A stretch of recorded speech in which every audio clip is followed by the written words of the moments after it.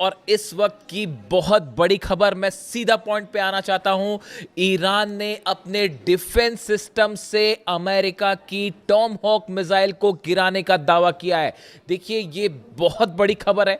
जो लोग defence industry से जुड़े हैं, जो इस बात का मतलब समझते हैं कि अगर अमेरिका की टॉम हॉक मिसाइल तबाह करता है ईरान, तो ये ईरान की इस जंग की सबसे बड़ी कामयाबी में से एक है।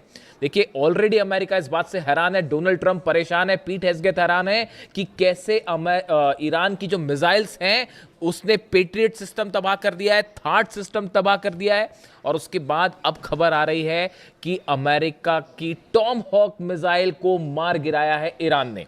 जो खबर है पहले उसकी चर्चा करें। The Islamic revolutionary guard corps claims its air defence unit intercepted and destroyed a US made Tomahawk cruise missile over Khenuj in Iran's Kerman province before it could reach its target. Iran ने यह दावा किया है जो केरमनशाह province है वहां पर एक टॉमहॉक मिसाइल दागी गई थी जिसे ईरान के डिफेंस सिस्टम ने तबाह कर दिया है। According to Press TV, the missile was detected, tracked and neutralised by Iran's air defence unit during ongoing US military strikes. जो खबरें ईरान में हैं, ईरान का जो प्रेस ये दावा कर रहा है कि इस मिसाइल को डिटेक्ट किया गया, डिफेंस मिसाइल फायर की गई और इसे डिस्ट्रॉय कर दिया गया हवा में। देखिए, टॉम हॉक वो मिसाइल है जो अमेरिका की सबसे डेडली क्रूज मिसाइल मानी जाती है। और जब इस तरह की खबरें आ रही थी कि यूक्रेन में टॉम हॉक मिसाइल तैनात होने वाली हैं, तो पुतिन ने जो है वो हाहाकार मचा दिया था कि अगर यहाँ पर आई तो मैं हमला कर दूंगा सीधा यूरोप पे। यहाँ तक धमकी दे दी थी उन्होंने। अब ऐसे में आप देखिए, ईरान का ये दावा है टॉम हॉक मिसाइल गिराने का। आप एक बार, अगर टॉम हॉक मिसाइल इतना अहम क्यों है ये पूरा मामला, अगर आप टॉम हॉक मिसाइल्स की जो फीचर्स हैं उस पर डिस्कशन करें। एक तो ये अपने साथ करीब 500 किलो तक का वॉरहेड लेके जा सकती है, यानी 500 किलो तक का बॉम्ब अपने साथ लेके जो है वो ट्रैवल कर सकती है। इसकी स्पीड करीब 900 किलोमीटर प्रति घंटा है, इसकी रफ्तार है। ये बेहद कम ऊंचाई पर उड़ती है, क्रूज मिसाइल है, यानी महज कुछ मीटर ऊपर ज़मीन पर उड़ती है। इसकी वजह से इसे डिटेक्ट करना, डिस्ट्रॉय करना बेहद मुश्किल होता है। इसीलिए इसे डिटेक्ट करना बहुत बड़ा चैलेंज है। और टॉमहॉक मिसाइल्स के डिटेक्ट करने के बहुत ही कम एग्जांपल्स मिलेंगे अगर आप उसको सर्च भी करेंगे तो। इसमें नेविगेशन सिस्टम है, जीपीएस है, टेरेन मैपिंग है, डिजिटल मैप है, मैचिंग, ये सब जो टेक्नोलॉजीज़ हैं, terrain counting, matching, telecom technologies, ये इसको बेहद आधुनिक बनाती है। ये अपना रास्ता बदल सकती है, अपने टारगेट को खोज के हिट कर लेगी। यानी देखिए, ये ऐसी चीज़ है टॉमहॉक मिसाइल जो सबसे एडवांस मिसाइल्स में से एक है अमेरिका की, खास तौर पर जब शॉर्ट डिस्टेंस टारगेट की बात होती है।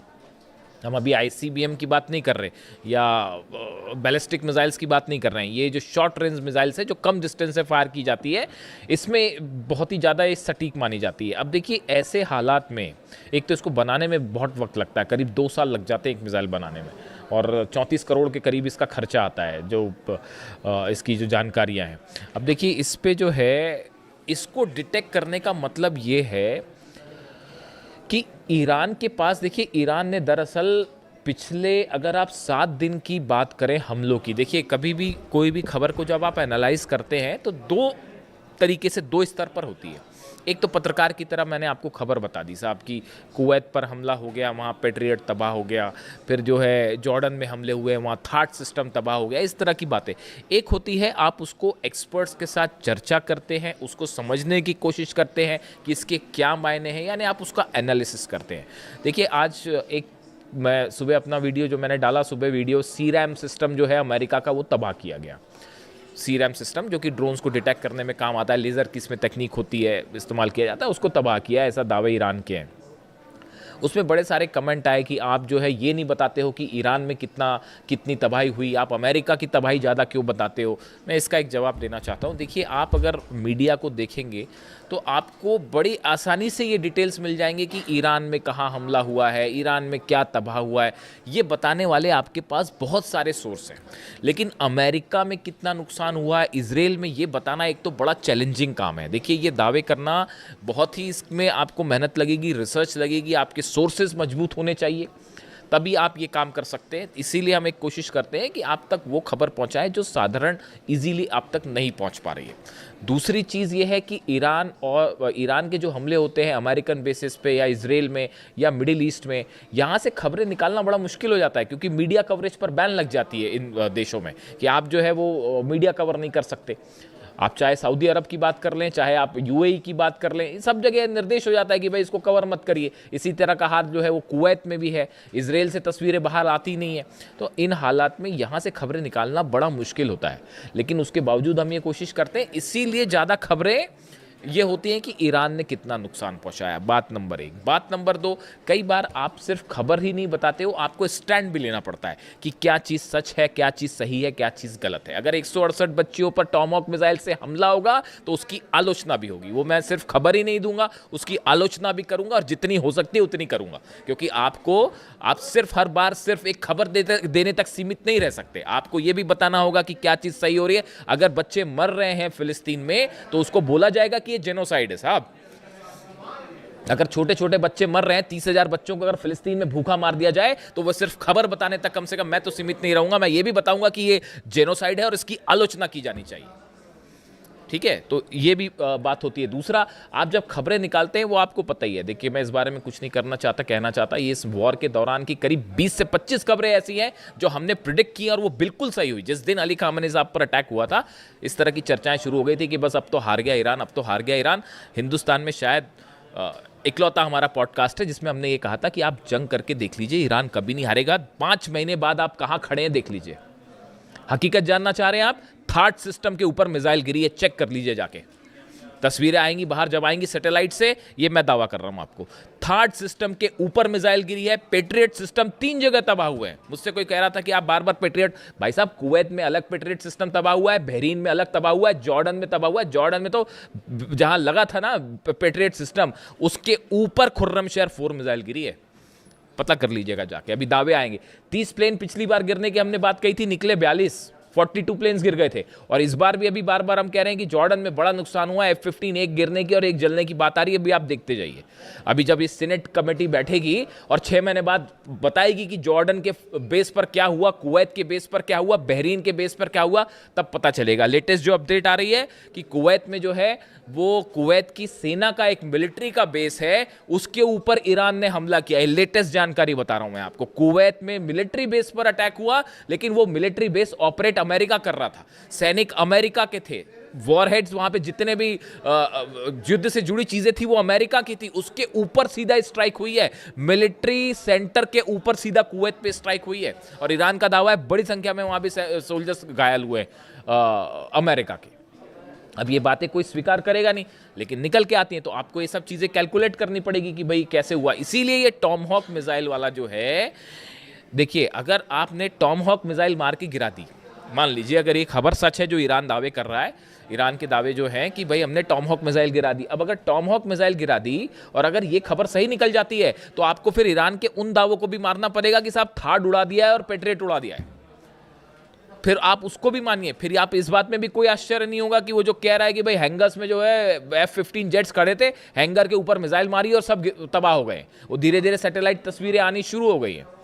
इसीलिए इन खबरों का एनालिसिस जो है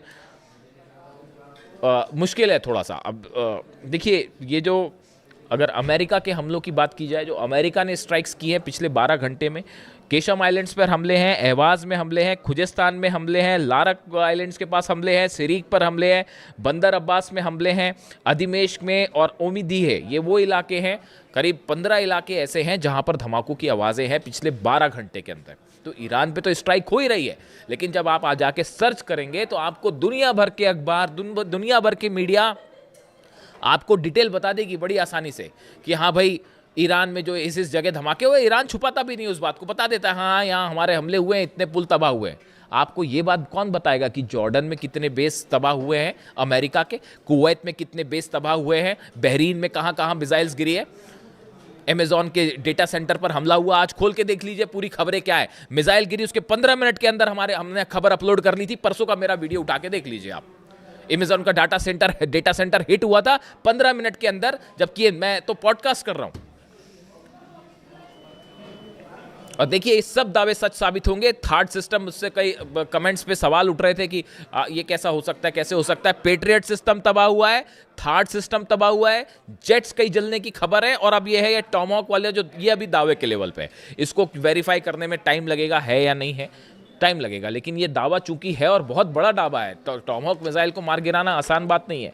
अब इसके अलावा देखिए 13 दिन में 55 लोगों की मौत है ईरान में। ये ईरान की तरफ से कहा गया है कि ये जो 13वीं दिन की स्ट्राइक हुई बीती रात, इन 13 दिनों में ईरान में 55 लोगों की मौत हो गई है। और अब देखिए हमले जो हो रहे हैं वो सेंट्रल ईरान पे हो रहे हैं। आप इस बात को समझिए। पहले दो कोशिशें चल रही हैं डोनाल्ड ट्रंप की तरफ से, अमेरिका की तरफ से। एक, हॉर्मूज के आसपास हमले किए जाएं। पहले इन्होंने कोशिश की कि मेन लैंड से हॉर्मूज को हम अलग कर दें। 11 दिन तक जो बमबारी थी उसकी कोशिश ही यही थी। ये शायद चाहते थे ग्राउंड ऑपरेशन करें, और वो एक कोशिश थी कि भाई बंदर अब्बास हो गया, केशम हो गया, लारक आइलैंड हो गया, सिरिक हो, इन सब का हम मेन लैंड ईरान से कनेक्शन तोड़ दें। इसलिए पुल तोड़ रहे थे बम गिरा के। वो पुल तोड़ दे रहे हैं, वो 6 घंटे के अंदर साहब पुल बना दिया फिर से। ऐसी भी तस्वीर आई है। बंदर अब्बास के पास एक पुल पर हमला हुआ और वो पुल गिरा, मेन कनेक्शन लाइन थी, वो जैसी गिरी उसके वो अमला वहाँ खड़ा हो गया, तुरंत जाके उसको बनाने में जुट गया। ऐसी ईरान थोड़ी ना। आप खुद सोचिए इस बात को, जो मेरे पे सवाल उठा रहे हैं, जरा वो इस बात को सोचें। दुनिया में इजराइल की आर्मी और उसकी ताकत आप जानते ही हैं। अमेरिका के पास आप हथियार देख लीजिए, अरब देशों, इन सब से एक देश मुल्क लड़ाई कर रहा है पिछले 5 महीने से। और आप क्या कर पाए? आप क्या ईरान में कब्जा कर पाए, कदम रख पाए? डर रहे हैं अभी भी डर है साहब कि अगर वहाँ कदम रखेंगे तो पता नहीं क्या होगा। इसी वजह से ऑपरेशन नहीं हुआ। वो एयर स्ट्राइक्स होती रही, लेकिन ये जो ग्राउंड ऑपरेशन वाला प्लान है फिर कैंसिल हो गया। ये कोशिश कर रहे थे केशम आइलैंड पे और या फिर अबू मूसा आइलैंड पे या ऐसे किसी आइलैंड पर कब्जा करने की, लेकिन वो हो नहीं पा रहा है। क्यों? डर रहे साहब हमला कर। वो तो जो छोड़िए, वो तो ऐसा ठोक रहे हैं। हॉर्मूज में एक जहाज़ गिरने की तस्वीर देखी आपने? वो हॉर्मूज में अभी जब कंफर्म हो जाएगा तो मैं बताऊंगा। क्या अभी ये कंफर्म नहीं है कि कौन सा जेट गिरा है? अमेरिका का एक जेट हिट किया गया है हॉर्मूज के आसमान में, उसके गिरते हुए और आग लगती हुई तस्वीरें हैं। अब वो कौन सा है, वो इनका वो महंगा वाला ड्रोन, क्या नाम है उसका, वो ड्रोन है या कोई F-15 तो नहीं हिट हो गया? इस तरह की भी खबरें हैं। अब अभी वो सच्चाई जब होगी तब सामने आएगी। MQ-9 रिपर ड्रोन तो ऐसे गिर रहे हैं जैसे बच्चे मार के गिरा देते हैं, पतंगों को गिरा देते हैं, खींच के काट देते हैं, वैसे रिपर ड्रोन्स गिर रहे हैं। पता नहीं कितने अरब का है वो। तो अब वो रिपर ड्रोन गिरा है या फिर F-35 F-15 जो है वो फिर से डाउन हो गया है हॉर्मूज में। उसकी तस्वीरें हैं, अब देखना पड़ेगा उसमें सच्चाई क्या है। और वो लाल सागर के आसपास जो है, अलग से वीडियो कर दूंगा मैं, वो लाल सागर के आसपास ईरान ने अपनी बैलिस्टिक मिसाइल तैनात कर दी है। वहाँ सिर्फ हूती का खेल नहीं है वहाँ पे। तो बड़ी सीधी सी बात है, हूती मतलब पीछे रूस बैक कर रहा है, ईरान बैक कर रहा है हूतीस को। और 2 अरब के 2 जहाज़ ठोकने का मतलब है अभी क्यों नहीं हुआ हमला? अब तक कर देते हमला, सऊदी अरब हमला कर देता, और ईरान ने अपनी मिसाइल्स लगा रखी हैं वहाँ पे कि यमन पर हमला करोगे तो ये लो नतीजा। अब ये डोनाल्ड ट्रंप जो कह रहे हैं, जो नया बयान आया है कि बड़ा ही मतलब मैसिव अटैक करने वाले हैं और ईरान पर ऐसा हमला होगा कि बिल्कुल तबाही मच जाएगी, ईरान ने भी उसकी तैयारी कर ली। कि आप पिकेक्स माउंटेन पर देखिए कहानी क्या है, जो मेरे को समझ में आई अब तक बात। ये जंग बहुत ज़्यादा तो नहीं खींच सकते डोनाल्ड ट्रंप, ये बात तो तय है। बड़ा नुकसान हो रहा है अमेरिका को, ईरान से कई गुना ज़्यादा नुकसान हो रहा है अमेरिका को, समझ रहे हो आप? तो ये ज़्यादा दिन जंग खींचेंगे नहीं, मुझे ये लगता है। पता नहीं, अभी मैं समझ पा रहा हूँ जितना, कि डोनाल्ड ट्रंप का प्लान ये है। आप इस बात को याद रखिएगा, अगर ऐसा हो जाए ना तो हम फिर बात करेंगे कि वो दावे भी याद रखने पड़ते हैं, कई बार बताना भी पड़ता है, क्योंकि बड़ी भ्रमित खबरें आती हैं, भ्रम फैलाने वाली खबरें आती, तो उसके बीच में कोई दावा करना बड़ा ही मतलब उसका काम होता है। तो अभी मुझे ये लग रहा है कि ये पिकेक्स माउंटेन पर हमला होगा। ईरान के जो बचे हुए न्यूक्लियर ठिकाने हैं, हो सकता है पिकेक्स माउंटेन पे भी बंकर बस्टर बम से हमला हो सकता है। 2 बेस हैं ब्रिटेन के जहां हलचल हो रही है, B-1 B-2 बॉम्बर्स की, डिएगो गार्सिया में भी हलचल हो रही है, उस पर भी अलग से बात करेंगे। और रॉयल एयरफोर्स का जो दूसरा बेस है, वहाँ पर भी जो है B-1 बॉम्बर्स वहाँ से टेक ऑफ कर रहे हैं। इस तरह की खबरें आ रही हैं। अब इस सूरत में bunker buster bombs GBU 72 bombs तैयार है। अब ऐसा लगता है कि अमेरिका पिकेक्स माउंटेन पर हमला करेगा, और हमला करने के बाद वही बात कही जाएगी कि जैसे इन्होंने नतांज फोर्दो और इस्फहान के लिए कहा कि वी हैव ऑब्लिटरेटेड देम, मतलब हमने ईरान का एकमात्र परमाणु अड्डा बचा था पिकेक्स माउंटेन के नीचे, हमने उसको भी तबाह कर दिया और अब हम यहाँ से जा रहे हैं वापस। ये प्लान है साहब अमेरिका का। Plan number 1।